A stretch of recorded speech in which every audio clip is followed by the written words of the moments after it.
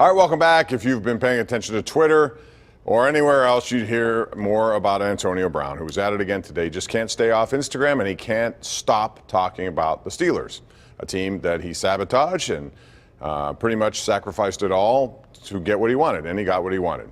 But now he still continues to go after Juju Smith-Schuster, who was the team's MVP, and clearly Antonio Brown didn't like that. But now we have a situation where he says that fumble was all on him. He cost us everything because he ran. Anyway, bottom line is AB someplace else. So, Ron Cook, look into your crystal ball. Who's going to have more catches in 2019? Will it be Juju Smith-Schuster as a number one here, or will it be Antonio Brown with Derek Carr? Well, that's a tough one. I'll go with Juju, even though I know he's going to see enhanced coverage. I just don't think Antonio's going to survive with Derek Carr or whoever the quarterback is out there.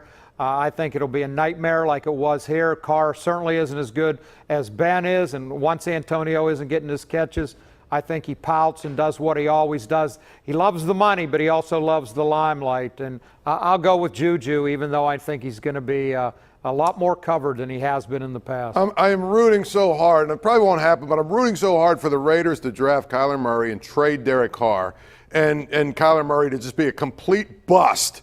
So that Antonio Brown has about 18 catches this year and blows a gasket every single week. That being said, if Derek Carr plays, I think Antonio Brown will have more catches. Well, Carr's done it before, right? I know he's in John Gruden's doghouse, but the guy did go 12-4 before he broke his leg. Last year, last two, Andrew, not very No, I know. good. He still had that great drive against the Steelers, but take that Steelers defense for what it's worth.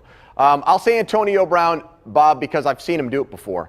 And he hasn't needed a great secondary wide receiver to get his 100 catches or to get his 1,200 yards. And with Juju, I'm confident, but the jury remains out. I mean, if the second biggest target in the Steelers' passing game is James Washington, I think a lot of defensive coverage will be on Juju. And to Paul's point, I'm not sure Derek Carr is going to be the Raiders quarterback, but I'm also not convinced that if Kyler Murray ends up there, he's going to be a bust. What do you think Antonio's end game is with this now? I mean, money how? I mean, he's got his money. I don't get it. You know, why does he go after Juju? He went after Ben. It's always somebody else's. What is he going to gain by this? To stay relevant? Personally, I don't think this is going to help business boom. I think he turns people off by acting like a jerk. But here's the thing, Ron, and this isn't in his defense, but somebody put a picture, you know, and added him or whatever it's called with Juju and said, hey, here's your team MVP. And so his response was something like, all of these Steeler fans are emotional. And then his next response was, has he fumbled? Or, you know what I mean? That thing. So I'm not excusing him, but what I'm saying is I don't think it was an unsolicited shot at Juju. Why does he care? He's got his He doesn't. Money. He's the highest paid guy. Who cares what somebody in Pittsburgh thinks about Juju being the MVP? Ron, I think it's because of social media. I think it's because the currency of that, Instagram and Twitter, always having like a drug, like a narcotic, wanting to be relevant, always being in the news. And I think that has a lot to do with the way that Antonio Brown has acted. First, it was about doing whatever he could to get the money. And now that he's tucked up there in Oakland on a bad team, I think he's going to say whatever it takes to make himself a celebrity or someone of newsworthiness this year. And he doesn't care if it's bad publicity because in his mind, I think it's all good. Interesting stuff.